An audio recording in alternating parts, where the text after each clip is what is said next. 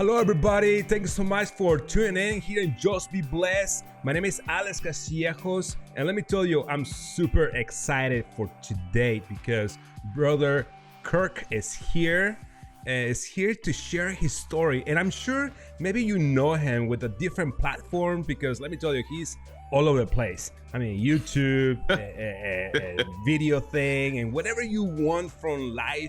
Go live video and strategies and audio and everything. And seriously, I cannot wait to hang out with him. And before the show here going live, I mean, seriously, I was like, man, I should have just pushed the button and record, man, because we had a good time. And let's not waste more time. Seriously, let's invite him, okay, here in Just Be Blessed. Brother Kirk, thanks so much for being here in Just Be Blessed. Thank you for having me, and man, to your audience and to this awesome community that you've built around this platform. This is what it's all about, you know, making connections that last a lifetime, connections that with people and in places and spaces that we would never have imagined being able to go to before. And this is why I love the blessing of live video, because I mean, this is the opportunity we have. I have this saying, right? I want to share this with you, Alex, and your community. Right at the outset here, there's this saying that, you know, with live video, God has given us just a small glimpse of omnipresence, right? Wow. Just a small glimpse of omnipresence with live video. And you can be in multiple places at the same time, interacting with one another. So I'm excited. I'm excited to be here, excited to chat it up with your audience, excited to share my story. And again, just kudos to you and the whole community around this platform called Just Be Blessed. I think it's phenomenal. Thank you. And seriously, like, I mean, like you were saying, like opportunity, right? To share, right. going live, share your story, so people can know more about you, but also it's gonna be the connection, right? I mean, the connection. Oh yeah. And you know, because like I say, you know, a lot of people maybe they know about, you know, you go and doing this and helping people over here, but it's kind of like, I don't know that much about, you know, his life, his background. It's true. Or your faith, or something. Because I know that, you know, because I follow you, you know, and social media. And when you go, you know, doing your shows and connecting with other people in different platforms and private groups, you share your faith. You know, hey, I'm a Christian. Absolutely. I say this and all stuff. But now it's like, okay, let's find out who is Kirk. And let me tell you, I'm gonna pronounce your last name, and I hope I pronounce it right. Right. Nargis. Nugent. Okay, Nugent. Yes. Okay, perfect. Yeah. It's a tongue twister for a lot of people, so don't feel bad. Okay. People see it and they're like, it looks like it's easy, but anyway. But yeah, no, Nugent, Nugent, Nugent, okay, Kirk. And Nugent. Kirk Nugent. Yes, Nugent. Thank you. Great. Well, welcome to Just Be Blessed. And you know, here in Just Be Blessed, we like to, you know, I like to, you know, you're kind of casual. Kind of like you know, you share what's going on, and whatever you want to share, you know, if you want to share heavy things, right on. If you want to, you don't feel obligated, you know, and like I said, it's casual, so relax and let's have a good time. And absolutely, let's start in the beginning. You know, I mean, how was growing up? I mean, do you grow up in a Christian home? How was family, bros and sisters? What's up? Yeah. So I'm the son of Raphael and Eunice Nugent. We hail from the beautiful island of Jamaica. Right. So I am the first of my siblings to be born here in the United States. So there's before Kirk and after Kirk, right? So everybody older than me, even my cousins, most of them were born in Jamaica, and everybody younger than me, my siblings and cousins included, were born here in the United States. And so you know, the family made it move over here. It's a large family. My dad has 13 brothers and sisters, 14 including him. My mom has 10, so it's a large family, and so there's a lot of cousins. Always had a lot of family growing up. Huge culture, Caribbean culture that really gave us our footing and gave us our sense of identity. And but because we're immigrants, we were third culture kids, right? So we were, as you know, in that time frame, you know, coming up in the late 80s, 90s.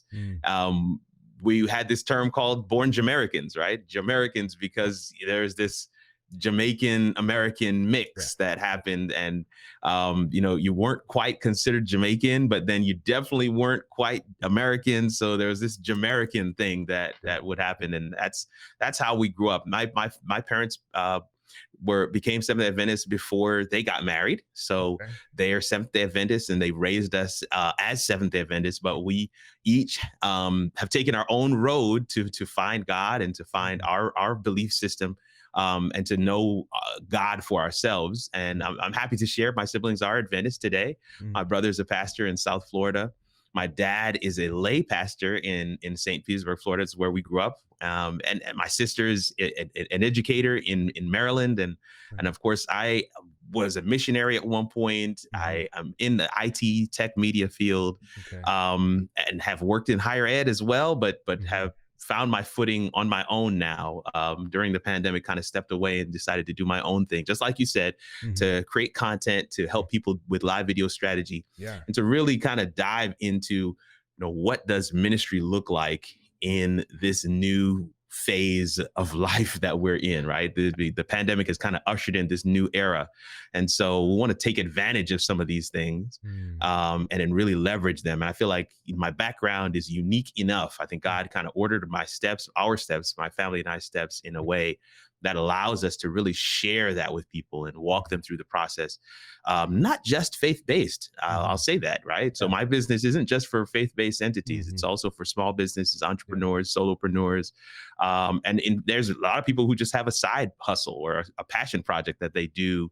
And I believe that live video is the key to shining a floodlight on their brand and really elevating what they do and allowing people to see, hey, this is something that I need to be mindful of as well. And here is an expert in this field, and I can go to them as well. And so I do that by sharing my own examples, and it has been amazing to have that experience over the course of the pandemic. But yeah, to answer that question, you know, I'm right in the middle. I've got 2 older, 2 younger in terms of siblings. I have 2 kids myself, Carson and Kenzie, and my wife's name is Kanique. And so we live in Huntsville, Alabama, and we feel like, you know, God has called us just like he has everybody. But we've got a very unique story, I think. And I'm excited to share pieces of that. I've shared a little now, but I'm excited to share pieces of that with the audience today. Yeah, that's great. That's great. That's great. I mean, 3rd generation, you know, Jamaican and here in the United States. And well, I'm from Mexico, and my first generation, first generation, and first, right. First generation migrated to the States, right? Cool. Yes.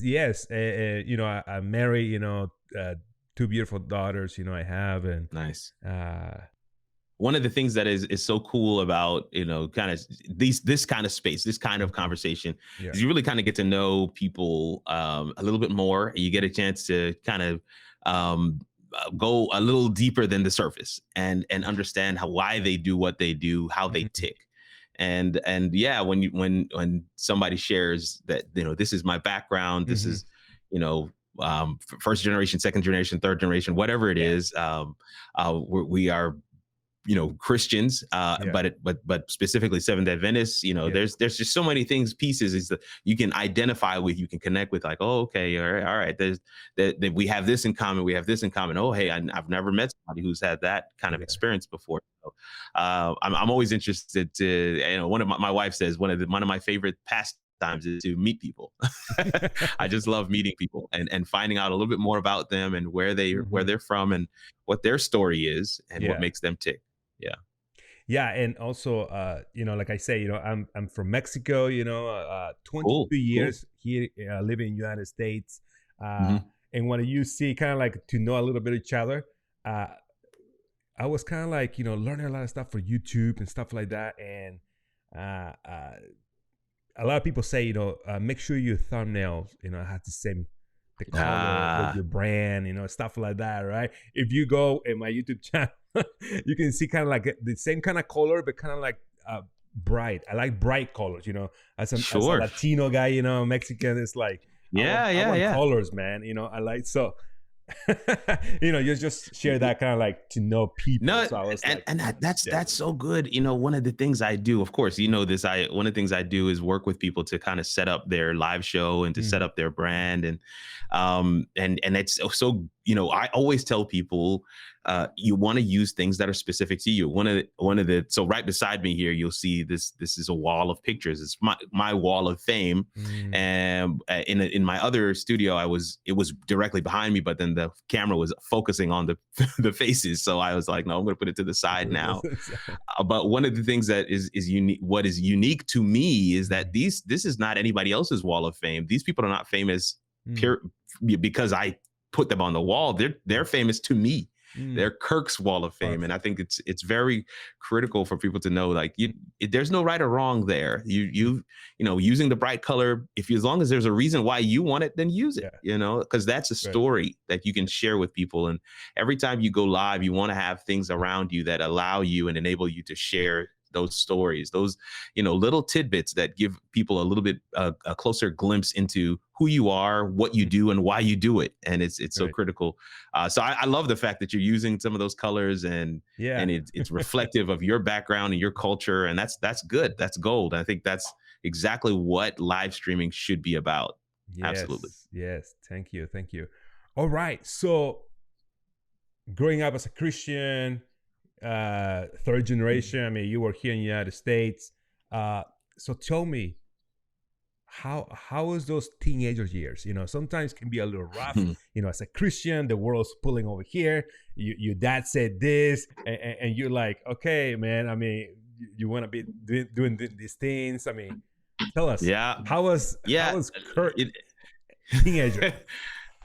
I've always been high Mm. energy. I've always been a thinker, right? Mm. And kind of outside of the box thinker, which is, I think, why I'm in the space that I'm in right now, which is Yeah. very eclectic, tech, media, and leadership. And so, yeah, I always thought through things, and was always, I always say to my kids, I like chess, not checkers. I'm usually playing like 5, 6, 7 steps ahead. And so during my high school years, I was very much that way as well. Of course, as any high schooler would be, very naive and headstrong and stubborn in a lot of ways. Thought I knew everything, and definitely had some unique experiences. Nothing too huge to write home about. I did go to Forest Lake Academy for a year and change, and then transitioned back home to St. Petersburg, Florida, and went to St. Pete High, and that's where I graduated from for high school, and then went to Andrews University. But the high school years were good. The transition between Forest Lake and St. Pete High was kind of rough. You get into this new school, and there's not a lot of people that you grew up with. You don't have the same circles as them, and then to add insult to injury, they're not a part of your faith tradition. So there is this disconnect. I like to run track. I couldn't run on Friday nights, and all the meets were on Friday nights. So that kind of thing was very prevalent. But we had a core group of young people at our church. And a lot of them did go to this same school where I was attending as well. And so we kind of knitted together and really kind of were family for one another. And I think that, you have that support system at different phases and different stages of your life. I'm still in touch with those guys, that group. I shouldn't say guys, there's girls there too, but I'm still in touch with that group even to this day. But we're in so many different places. And one of the things that I remember very distinctly, coming out of high school, was that I really wanted to go to public college. I wanted to go to USF, which is right there in Tampa, and my parents would just not hear of it. And they were like, "No, you got to at least try an Adventist school for 1 year." They got me with the try it for 1 year scenario. So I decided I would try it for 1 year. And I really didn't like Andrews when I got there. Really, really didn't like Andrews at all when I got there. Well, let me tell you, I mean, the weather is just to talk about weather. I mean, just weather alone, Florida, yeah, and Michigan, and I had never seen snow before, so it was a rude awakening. But I, at some point, just decided at one point, it's like, you know what, if I'm gonna be here for an entire year, I better decide to have fun, right? Mm, And just, it's those things that are enabling, those thoughts, those things that we speak, that God is able to hold on to and bring to fruition because we chose to speak life and not death. Those are the things as I look back on that moment in my life, that was a critical, transition, because those guys that I went to high school mm, with, that ended up going to USF or didn't go anywhere at all, they are in very different stages of life right now. Some not alive, some of them in jail, some of them are still in at home and where we grew up, just not necessarily pushing and doing anything with themselves. So there mm. was a huge, divergence there where you could clearly see this fork in the road where, parental guidance and wisdom and leadership really helped to guide me along the right pathway. So I'm thankful for that. And even as I think back on it, I'm like, wow, that's amazing. And those people that I met after I decided to make the most out of my time at Andrews, which I did stay for the full 4 years, by the way. Okay. But those people that I ended up meeting and becoming close friends with are still part of my core group even to this day. So Mm, it's amazing, how those kinds of perspective decisions, right? The yeah. decision to make the most of a situation that you didn't necessarily want to be in, can have effect and impact on the remainder of your life. So, Powerful what you yeah, say. the years was Powerful what interesting. you said. Because let me tell you, when you say something like not even, Mm. sometimes parents, now you're a dad, right? I mean, you got two Yeah, beautiful yeah. children, right? What you want for your kids? The best, Yeah, that's right? it. You want the best. You want the best, and you want to, giving advice, right? You want advice, like, you know what, like your parents did that to you, kind of like, hey, I want to, to just check that Hmm. school, Yeah, just go yeah. over there, Just go and check it out, right? experience, have a little taste, you know. But that was great. What you went and you finished. I mean, you did 4 years and Yeah. uh, yeah, Yeah, actually 5 years. I five took years. actually 5 years. Yeah, yeah. That first Mm, year was a dud. So I okay, I did it in. I always say I did my degree in 4 years, but I okay. was at Andrews for five. Oh, okay. I got So you. I got you. Yeah. yeah, yeah, yeah. So how was, I mean, it was, how was your faith in those years, in those teenagers to going to Yeah. college? I mean, it was God part of your life. It was something like, okay, I grew up, but I mean, not right now. I mean, how was Yeah. it? I mean, so as a church kid, Hmm. my dad was first elder, basically was pastor of the church for a number of years because Hmm. our pastor had a couple of churches, or we didn't have a pastor at all. So Yeah. my dad kind of filled that role, and so you just kind of, it was default for us to be Christian and to do. I think for a lot of those years we were culturally Adventist, right? This was our culture, is that, if that makes sense, but Yeah. it wasn't. It hadn't become real to us as people, or even as adults. So in the college years, um, this is a very long story, but I'll say Mm. I had a very interesting transition from college to post college life, Okay. and I ended up in Baltimore, Maryland, and was looking for a job and really couldn't find a job. Mm. And I remember having these conversations with my parents about, well, I think I'm just going to come back home because I was staying with some family friends, and I felt like I'd overstayed my welcome, if you will. Mm. And I remember my dad saying, you can come back home because you're always welcome at home, right? You're Mhm. our child. We Right. love you and you're always welcome at home. But if you're coming home to run from the problems that you're facing there, I can tell you that those same problems are going to face you here too. So the question then became, where do you want to face those problems? And then he asked the most critical question, and that was, have you prayed about it? And if you have, what do you feel God is saying to you? Now, I said yes, but in truth, I hadn't really, not really sought Mhm. the Lord and, Have and you prayed about fast it. already? Yeah. So I remember praying about it and Man. feeling Mm. impressed that that staying in Maryland was going to be the right decision for me. Mm. And I called them back and I was like, yeah, I can't describe it, but Mm. I think that staying in Maryland is going to be the best thing. And Mm. they were like, okay, cool, good. We were just waiting for you to decide. Help us get some tickets to come up there. We're going to help you get an apartment. We're going to move you in. We're going to do all this stuff. And I was just like, whoa, where was all this assistance before? They were like, you weren't certain. And then you hadn't heard from the Lord. And I remember saying to myself, wow, that's interesting, because now I've got to hear from God for me. Yeah. And that was a major shift for me is Uh-huh. that piece, that time frame right there in my life where I was searching for work, recognizing that, I don't know what you're doing here, God, but Mm. I really need to hear from you. And I just felt impressed. Nothing had changed. I didn't see anything on the horizon, but I just felt impressed that Baltimore, Maryland was the place that I needed to be, at least for this phase Mm. of life. And wouldn't you know it, that 2 weeks later, my parents came up to help me move into their apartment. And by the time they came up, I had already gotten a job offer to work at my first job as a government contractor at NASA.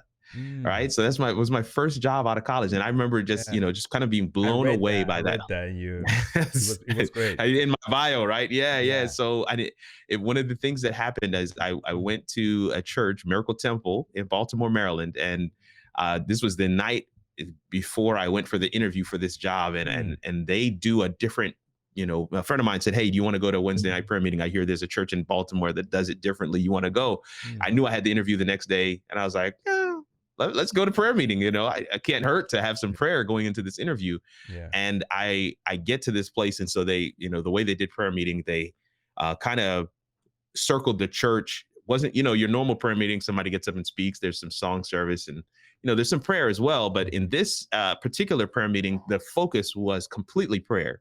So the group of people at church had circled the church, and we were kind of standing in this circle, and anybody could just say what their prayer request was. Mm. And everyone would call out to God on behalf of that person and pray over this request. And I remember saying to them, hey, I've got an interview tomorrow.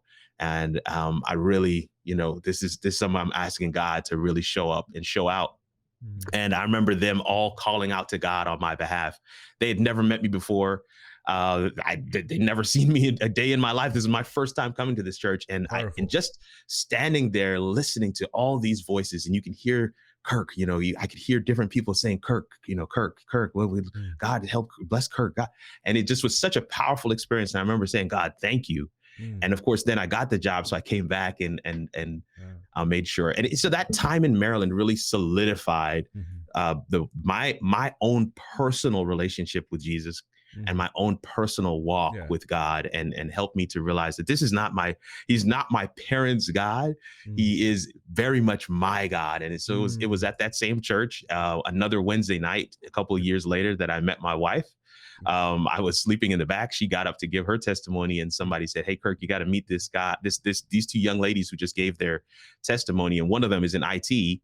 And I said, sure. So I go and they introduced me to this young lady, and I'm like, oh, good, cool. Then I'll come work with me. And, I've got some projects that you can work with me on. I helped her get a job. Mhm. I think I did, but we ended up dating, and we've been in June this month, the end of this month, we'll be married for 15 years. Wow. And so it's in Maryland that a lot of those things, that God really solidified some things in my life. And even the story of how my wife and I became friends and started dating and then gotten married is a Yeah. story of faith.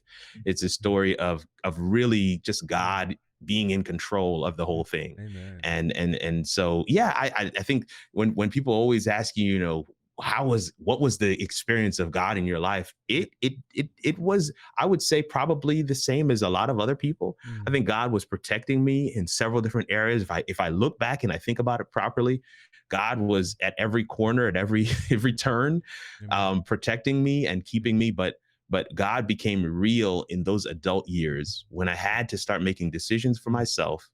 And I recognized that if, were it not for God, certain things would not have come together the way Mm. that they would.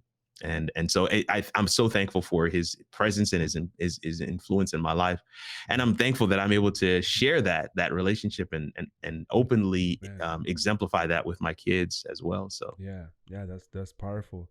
And let me tell you, like you were saying, like I mean, your daddy was like, "Have you prayed about it?" I mean, because I'm sure, like God knows everything, right? He knows the future, Absolutely. and it was maybe a moment that you need a little push, and your Yeah. dad is like, "Hey, please consider this," kind of like in your mind, it's like, "Oh no, I mean, I maybe it's another opportunity, or maybe I'm tired over here, living over here," but Right. it was Right. the Holy Spirit. Your dad is like, "Have you prayed about this?" Yeah. And then your Yeah. friend is like, Yeah. "Hey, you want to go to prayer meeting Wednesday? Who goes Where's to Wednesday?" but it's amazing, and I see Wendy's comment where she says that prayer meeting Yeah. sounds amazing, and I have to tell you that was one of the things about that particular church wasn't necessarily the Sabbath Mhm. service. It was the prayer meeting, and, Mm. and that prayer meeting kept us there for over 10 years. I was at that church, and we would go. It was a kind of a thing for me and my family because I met my wife at prayer meeting, and so many different things happened for us Yeah. at prayer meeting. We really were committed to this thing of prayer meeting, and yes, it was absolutely powerful. Yeah. But you just like you said, I mean, I think in all of our lives there are times where we sometimes we don't necessarily recognize it when it's happening, Mm. right? But there are times when God is speaking to us through whatever means Mm. necessary to get our Mm. Yeah. attention, to get us to kind of sit still for a second so he can really pour in and say, hey, this is where I would like you to go. This is what I'd like you to do. I'll give you another example. A couple years later, Yeah. Please do. after my wife and I got married, I was up for I got a promotion on the job, and the promotion, that was a whole nother story, another miraculous thing that took place, and it's just one of those things where God is just showing you, Mm. I've got this under control. But I love that. I remember being in a very bad situation Mm. where work was being assigned, and people didn't really quite understand different things, and I was afraid to really speak out. And God was like, I gave you the job, Mm. and so if you're afraid to speak because you're going to lose the job, then who do you really think is sustaining you, right?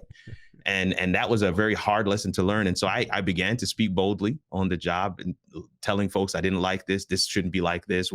The, I basically was operating outside of the fear that I Mm. was operating in before. Yeah. And a lot of things changed because I was no longer fearful, and it became a very collaborative environment where I was able to really talk with my direct supervisor and others, and they began to see in me leadership qualities that, I had not been exemplifying before.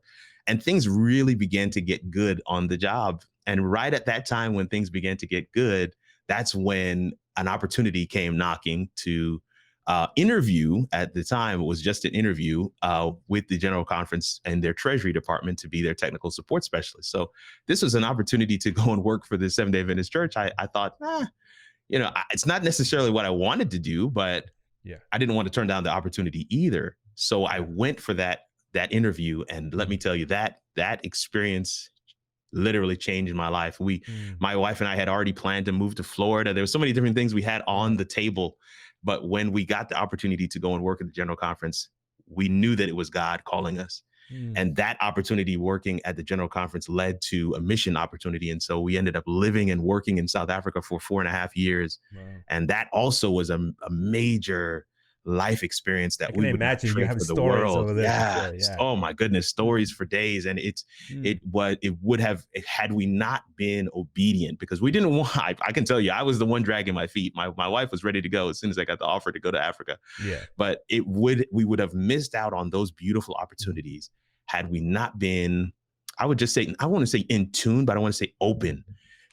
to shift your plans and Mm. allow God to take you on the journey. I think that the Christian walk is defined by us allowing God to throw out the playbook Mm. and do what he wills with our life, right? And again, my life was thrown upside down. Now that I'm here back in the States, and taking my employment under my own wing, if you Mm. will, Mhm. and working for myself, and again, God is like, I have a purpose in Mm. where I have you, and the doors that I'm opening for you, and because I have a purpose in that, I just need you to be obedient.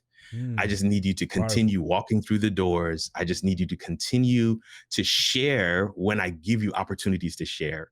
And so just like you said, man, when I get Mm, into, some of these private groups that are not, faith-based, that are mm, not yeah. Christian, I feel no way about sharing boldly about my Mhm, faith. And it doesn't necessarily mean I'm just kind of beating people over the head with it. mhm, I love to laugh and have a good time just like yeah, anybody else. yeah. But if ever asked or given the opportunity, I love to share with people, hey, if Mhm, one person said to me the other day, hey, would love some business advice. Can you sit down with me, give me some coaching on terms of business? And I was like, yeah, I have no problem doing that. But I mhm, gotta let you know that my my business advice is gonna be peppered with thus saith the Lord. mhm, And so if that's not your experience, if that's mhm, not your tradition, if that's not your belief system, then mhm, it's going to be difficult for you because the piece that is, mhm. the secret sauce, if you will, is the fact that we have a God who has ordered our steps.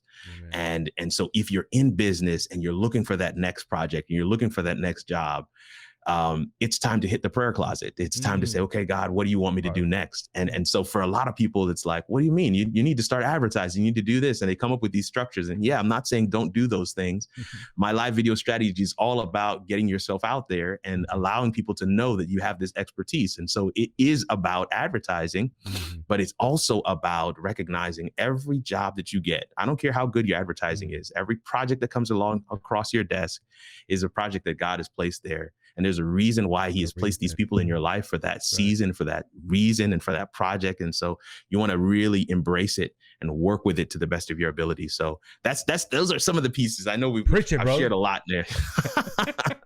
That's great.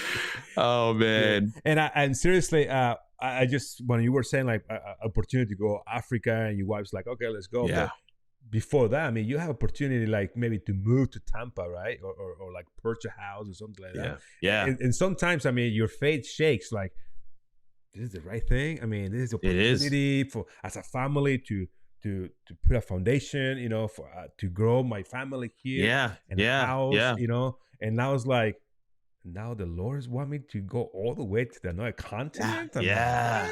what? I mean, what's up? Yeah. Different culture. Maybe stuff like that. But When, go ahead. yeah, no. When I think about that moment in particular, because Hmm. my wife had lived in several places already. She lived in Jamaica, she lived in Barbados, and then her sister actually is met and married a South African pastor when she was teaching English in Korea, South Korea, and so she actually lives in South Africa. So my wife was like, "Oh, let's go, man! Yeah. You got a call to go to South Africa. I'm finally going to be back in the same Yeah. country as my sister. Let's go." Mhm. So I was the one dragging my feet, and it was very much that thing. We had a 4 month. We moved when our daughter was 4 months old. Mm. I would not recommend that to anybody, but I Yeah. just, but it was that was God's timing for us, and I Mm. think based on it was just those 4 or 5 years. Our daughter's first 4.5 years of her life were Mm. spent in South Africa, and it was amazing, Mm. and it was life changing. Mm. We intend to move back somewhere or do some kind of mission work at some point, after our duty as parents has been kind of alleviated. You're never not parents, but I when know. our kids are adults, we definitely will want to explore that Mm. opportunity again. And yeah, it's very much a faith decision. It was like, okay, Mm. God, if this is where you would have me go, we are leaning into your hands, and we are asking you to really take care of us because we don't know. From day to day, we don't know. And I think living like that Yeah. helps to really solidify the real day-to-day relationship Yeah. that God is desiring to have with each and every one of us. So Wow. that's Yeah. that's that was how he did it for me. And I say that all the time. It's like, not Mhm. people look at it, it's like, oh man, you're so noble, you were a missionary. No, I think my story required mission service for God to save me. I think it's the way for us to look at it, right? To couch it in terminology where it's like, this was the path that God had to take me through in order for him to become real in my life. And it's because he's real in my life now that he's able to get a word in and to save me from what I would do otherwise. So Yeah. everything that happens to us is a part of God's everlasting plan Mhm. to save us. And when we ask him to do that, he will do it. And sometimes we don't necessarily like his means, Mm. but he's ordering our steps. He's working it all out for our good, and that's what we have to trust him to be able to do. Amen. Amen. Yeah. Trust and obey, right? Uh, Amen. let me tell you, I'm gonna I'm gonna go with like maybe like 15 30 seconds. I'm gonna share Sure. something, but before Sure. that we're gonna come back with this question. Problems, what happened, how the Mhm. faith gonna shake? Because let me tell you, I mean, living in America, going to Africa 4.5 years, Yeah. maybe I mean, when you have stories about missionary and all this stuff, I mean, you have Oh those yeah. stories like, what? I mean, why is not here in this side of the country? If you have some stories or something like that, we want to find out how God changed your life, how faith grow or something like that. I'll be Yeah. right Sure. back with you. I just want to share with you guys. If you didn't watch this video live, let me tell you, I just want to share with you guys. Go to our YouTube channel because this video is going to be available next week. Next week, it's going to be available. Maybe this weekend. We'll see how it goes. And I just want to say thank you so much for the people that here in Patreon and want to help us out to grow and or just be blessed. Want to do some websites, some devotional videos and stuff like that. And I just want to share with you guys here and or just be blessed here in YouTube and how people has been blessed just to listen stories, people's stories. And let me tell you, we're gonna go back to Brother Kirk because his interview is not over because we want to find out how God, change your life, how grow your faith in those difficult moments. Maybe it was not in Africa, maybe he was in the States. Mm, mm. So can you share with us, when you say like, Yeah. hey, you know what, this is wow. Yeah, I had it was actually, I mean, we had many learning moments in Africa, many times where we questioned whether or not we should even be here. Like, Mm, what was the point? And thankfully, with time, God showed mm, us exactly why He okay. led us down that path and through that journey. But what I want to share, when as soon as you asked the question, what was the shaking moment? Was that where you started to question? One of the things that came to mind immediately was something that happened here in the back when we were in the United States. We came back to work at Oakwood University. My wife was webmaster there, and I was serving as chief information officer. I was in charge of the entire IT department, and we worked there for a little bit of time, and really, I think I felt impressed to kind of do my own thing at that stage. There was so many different pieces of the puzzle that was kind of falling in place to for me to kind of step aside and go to do this, self-employment entrepreneurship thing. But I really decided, okay, let me move. An opportunity came my way to take on a job elsewhere, right here in North Alabama. So we didn't leave Huntsville. We're still in Huntsville even to this day. But I took on another job, and it was a great job, great people, great place. But it really became clear to me that question, that nagging question. I think a lot of people face this. What was the purpose? Mm, Why was I at this place? Everywhere else I had worked, when I was a missionary, I could wave the flag of being a missionary, and I could say, well, I'm out here serving the Lord, mm, and yeah, things may not necessarily be ideal, but at least I'm serving the Lord. When I was, at Oakwood, I could actually wave the flag of, well, I'm serving, this great Adventist institution, higher education, and mhm, these kids. It's historically Black college, and so its whole mission and purpose is noble. And so I could wave that flag and kind of hide under that flag and say, mhm, okay, here, this is where I found my purpose, is to assist in this great vision. mhm, But I think a lot of us, and I think this is one of the things I've been speaking on recently. Got a chance to speak a couple of weeks ago for What Kind of Fellowship, and I talked about this whole notion of purpose. And one mhm, of the things that I think a lot of people, Christians included, are struggling with is the concept of, what exactly am I here to do? mm, What am I supposed to achieve? And I definitely had a crisis of purpose while working at this other education institution here in Alabama, and really had to really search God, or seek God, I should say, and say, God, what exactly do you want me to do?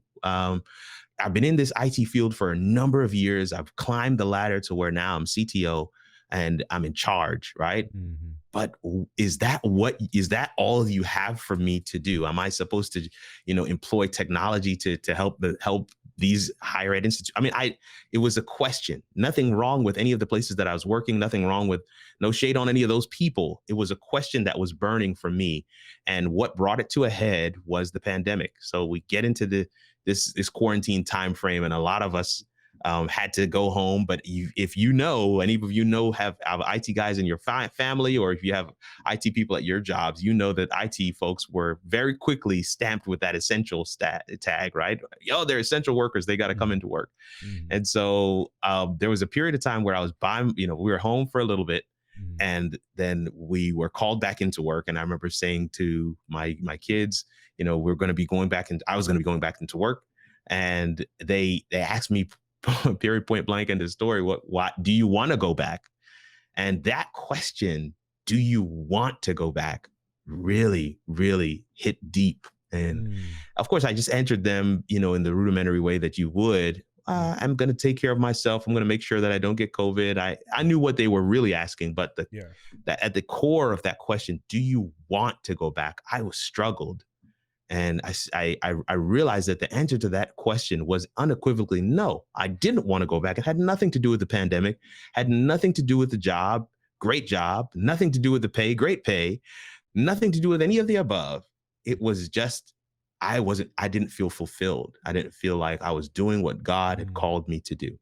And I say that, very carefully, because I know a lot of people, you use that. A lot of us use those terminologies to be able to get out of doing something that, is just, being an adult, just being responsible adult. I don't feel like this is what God has called me to do. Well, and so for me, it was a searching moment where I had to really dig in and say, okay, based on my entire experience, right? Not just in the moment. I started to look at my life and the different things God had allowed me to experience. And I was saying, okay, so what, with all these things, with this experience, with this, resume, if you will, what is it that God has uniquely designed me to do? And that's when I found, YouTube and content creation. That's when I found, kind of sort of stumbled into becoming the geek speaker preacher, as is where I started to put all of the pieces of the puzzle together. I was in IT, I was in media, I was doing productions, I was setting up infrastructure, I was doing information security. All of these things, I started to kind of put all of them together. And then, of course, I was a missionary. And as a missionary, I had to speak and preach and do things all over the place. I was a trainer. So I was constantly traveling my region for the division that I was working for. I was constantly traveling and training. Yeah. And if anybody knows anything about YouTube, all you're doing is training. So I felt like all of these things kind of fit in this new space that I started to embark in. And my wife and I felt very impressed that this was where we needed to go. And so we decided to take the plunge. And let me tell you, it's the scariest thing to put in that resignation letter and knowing that there is no other paycheck coming, except for whatever God intends to bless you with. And so that was a really hallmark moment for me, because I know for a lot of people, they have experienced that. And this is one of the reasons why I feel called to this moment, because a lot of people, when they hear me share this particular piece of the story, they're like, I've been there. And in some cases, in some ways, I feel like I'm still there. And so how do I get over the hurdle? And that's again, one of the reasons why I'm in the space that I'm in, helping people not only to recognize what God has already placed in their hands, right? One of the things I always ask people to do is, what is the question that God has uniquely designed you to answer? That's a part of my coaching program is, this is what you've got to identify. What is the unique question that God has designed you to answer? And when you can figure out what that is, then you can tailor everything around that thing. And it requires getting some focus. It requires, spending some time. It requires some exploration, because a lot of us haven't given ourselves permission to really breathe and expand and say, we put these tags on ourselves. Like, I'm an IT guy, so I don't like, learning languages, or I don't like preaching, Yeah. or I don't like, whatever it is. We put these tags on ourselves and we stay in these little boxes, when in truth, we are generally somewhere straddling the multiple fences, right? I'm tech, I'm media, I'm leadership, I'm content creator, I'm a YouTuber, I'm a speaker, right? I've straddled multiple fences. And I think this is what God does, because God is a God of multiplication. When we think about the parable of the talents, and he gave this guy one talent, the guy buried it. And he gave this other one a set of talents, another one, another set of talents, and they all multiplied them. Those talents are abilities. And God expected those abilities to multiply. He gave the guy one talent, but he expected to come back and find more than one.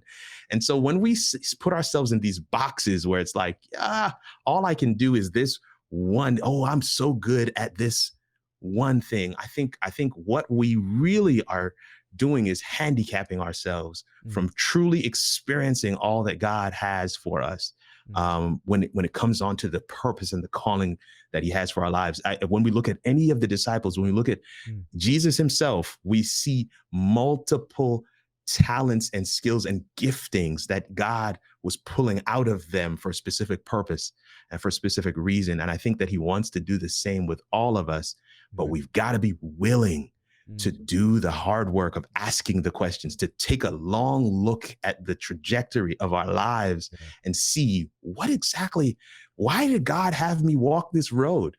That level of introspection is what a lot of us do not do. And I think that's where we miss an opportunity. I see some questions coming in. I know that, we're trying to move quickly with our time, but I hear you, Sergio. What would be your advice or steps in order to take decisions that can change the life of any individual? I think first of all, more than anything else, is to lock in with God. And one of the things that I learned at that same church where we were talking about the prayer meeting was the power of listening. The average Christian, myself included, our prayer life does not include the two-way conversation. We send a message and we never take an opportunity, a moment to listen to see if there's a message coming back. And that message coming back could be in multiple different ways. It could be coming from your mom calling and saying, "Hey, I was thinking about so and so," and it's exactly what you knew God was what you were asking God about. Or a friend just randomly saying, "Hey, man, you were on my mind. I wanted to call you and affirm you." And it's exactly what you knew you were calling. Some of us never make those connections to see like God is actively engaging us. God is actively speaking to us. And I think, to answer your question, Sergio, what would be your advice in order to take decisions that can change the life of any individual? Take dedicated, methodical, intentional moments to really listen, to really be in tune with what God is trying to tell you. I think that's one of the things I would say. It's a broad question, but it's one of the things I would say. And then in terms of how do you manage fear? I think fear has a bad rap. In a lot of cases, we look at fear as this thing that we need to completely and totally eradicate. It's not a thing. It's really not a thing. There's so many things that I do scared. There's so many experiences that I would have missed if I let the fear, take over. But one of the things I try to do is I lean in. I was on a show yesterday and we were talking about, overcoming stage fright. And I shared with them, I had terrible stage fright in college. In fact, I failed my communications course because I couldn't do the final exam, which was giving a 3-minute speech. Imagine that, me not being able to talk. But one of the things that I did is I leaned into it. The only way to get over something you're fearful of is to do it. Do it again. And do it again. And do it another time. And do it another time. And keep doing it. And keep doing it. And keep doing it until it becomes second nature, until you develop a muscle memory, until it the fear subsides because it's no longer unknown. And I think we have to differentiate between the two. What is true fear and what is just I'm out of my comfort zone? I mean, if you're afraid of spiders, you know what fear is. If you're afraid of snakes, you know what true fear is. That's not the fear of the unknown. You know exactly what it is. But if you're saying, hey, I'm fearful of stepping out on my own, you don't know what being out on your own looks like, what it feels like. You see, you don't know what working for yourself actually looks like. And so because you don't actually know what that looks like, you're not actually fearful of it. You're afraid of what you don't know. And so giving yourself spaces where you can experience that safely is what I would counsel for that. Thank you for those questions, Obed, Sergio. Thank you for those questions because, it's always great to be able to respond to some questions. But Alex, I know I've thrown off your entire timeline, man. Talk to me. No, that's great. That's the thing, right? To share because I love to share, and I love people just take the time to share. And let me tell you, Sergio, he has a very he has a podcast very known in the Latino community, sharing Jesus stories, and he grabs some stories in life and put it together with the scriptures, stuff like that. And excellent. A lot of followers. So he is right now in Canada, and he's a friend of mine. And yeah, I told him to get some software to go live. So let's go that way. Get so it. Tell him to jump on Ecamm. No, just so he's doing all this stuff. So I've been helping him out in his excellent stuff. But yeah, I'm sure he would love to all the stuff that you answer for him. That's great. Okay, sure. So I just wanted to share with people about you have a YouTube channel and you have a website I do. And all stuff. Yes, I do. I want to share with people about this YouTube channel because I really want you guys check him out, Brother Kirk, here in his official channel, Kirk. Yeah. Please tell us what we can find in your YouTube channel.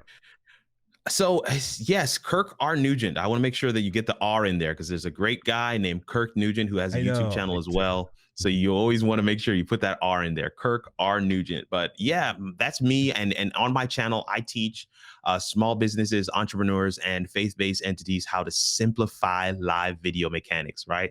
I'm teaching people how to build their brand with live video, right? One of the premises we go off of is that your live stream is your digital storefront. This is where you can show people what you do, where you can give people a taste of the greatness that God has placed inside you. And so shining that light out to the rest of the world enables you to shine a floodlight on your brand. And so for a lot of people, their brand is their business. Their brand is this skill set, that they do exceptionally well.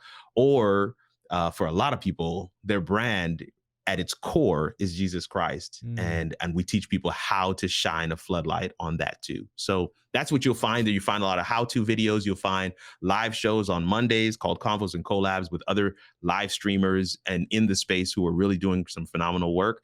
But you also find us there midweek huddle on Wednesdays and then late on Friday nights. If you're up around 10 o'clock Central Time, which is 11 Eastern, we have this thing called the Virtual Cafe, and it is largely an unscripted space for creatives to just come and chat about whatever is happening. No real plan, but every single Friday night, we see God show up and we experience his power and we feel it. It's tangible in the room. And so I invite you guys to come check it out. It is late though. I watched it a couple times and I was like, man, this is cool because it's unscripted. I mean, seriously, you go over there and like totally unscripted, talking, sharing, and all this stuff. And I'm like, man, I need to go to bed, but I really would like to watch. I want to watch more. Watch more. It was great. And also, I mean, you have a website, so people can go check them out to more details. howitallworks.com. I know a lot of people, it's right there on the screen. How It All Works is spelled with an E, W-E-R-K-S. And the story behind the E is simply that, there's so many different people had kind of changed or flipped the phrase work from WORK to WERK, and it just kind of meant I'm on my grind, I'm on my hustle, I'm doing the thing that I know that I was uniquely designed to do. And so how it all works was what we decided to brand on. And yeah, that's been our mantra. Is we want to show people how everything interconnects, especially at the cross section of tech, media, and leadership. How do you, if you see an animated movie, right, like Scooby-Doo, how does that all work? What goes into it? So we like to dive into those kinds of conversations, but we also do that and give people exactly what they need in terms of live video strategy as well. Yeah, man, that's great. That's great. Yeah, helping. Thank out, you right? so much for the opportunity to be here. Thank you for allowing me to share a little bit of what I do and my channels. I'm excited, for some of your folks to come check us out. And yeah, thank you for, again, the opportunity to just share my story. I get called on a lot of panels and a lot of places to talk about so many different things, but this is one of the first times I've been called on to just talk about my testimony. And I love again. Yeah. I love what you're doing in this space. Just be blessed. Man. It's amazing. Thank you. Appreciate it a lot. And like I say, I cannot deny what this person, what you went through, about your faith in God and all the stuff. So I just like, hey, you know what? Let's invite people, and share stories, the messages, there's a lot of crazy things up there, media, the world, I was like, let's get this, create this platform and just like sit down and let's talk, let's know each other and share the story, let's know each other. I love that. But thank you for being here. But let me tell you, before you go, I really want to you share your favorite Bible verse. Oh wow. If you don't have it, Jeremiah 11, you can look it up or something. I know it's kind of like this is live, guys. Yeah, man. Jeremiah 11:29, man. Maybe I said that flipped. Jeremiah 29:11. For I know the plans I have for you, declares the Lord, plans to prosper you and not to harm you, plans to give you hope and a future. It's one of my favorite verses because I really feel like this is what God's intent and design for all of us truly is. When we hold this whole conversation around purpose, what does God want me to do? It's not necessarily meant to be elusive or difficult to nail down. God's plan for your life, he already knows it. And I think we just got to take time to ask him, and not only just ask him, but to listen so that he can respond. Amen. Brother, thank you so much for being here, and just be blessed. I had a great time. And let me tell you guys, please go check him out, their YouTube channel and the website. And let me tell you, in this video, the description below, you're going to be with the links and everything. Please go check him out, give you some love. And thanks so much for... Thank you. Yeah, to hang out here with us. And please don't hang up. I'm going to finish this video, okay? Sure. All right. Okay, guys, thanks so much for, like I say, to hang out here with us. Please don't forget to like, to share, and don't forget to subscribe on our YouTube channel, because let me tell you, it's almost 4,000 subscribers. And I know it's just a little bit, but we're growing. And we want to please share those and go check them out, those stories. And I know somebody's going to be blessed watching those people's stories. And Brother Kirk, seriously, share this link, because I know somebody's gonna be blessed. Thank you so much. My name is Alex Castillejos here in Just Be Blessed, and we'll see you next week with another video.